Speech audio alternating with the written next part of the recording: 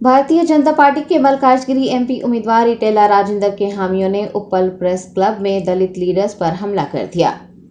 तफसीलात के मुताबिक हुजूराबाद के दलित लीडर्स ने उपल प्रेस क्लब में एक प्रेस कॉन्फ्रेंस का इनेकाद करते हुए इटेला राजेंद्र की जानिब से, जो कि हुजूराबाद के एमएलए थे, उनके साथ नाइंसाफी किए जाने का इंकशाफ किया। दरअसल इटेला के हामी प्रेस क्लब पहुंच गए और प्रेस कॉन्फ्रेंस को रोक दिया। दलितों पर भी हमला किया गया।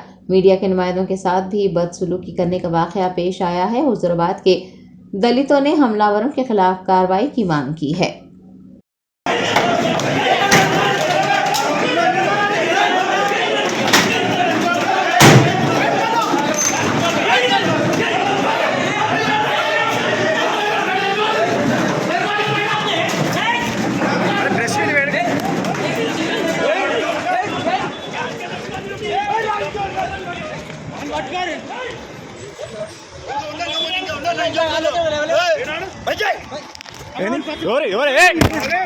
ఎవరు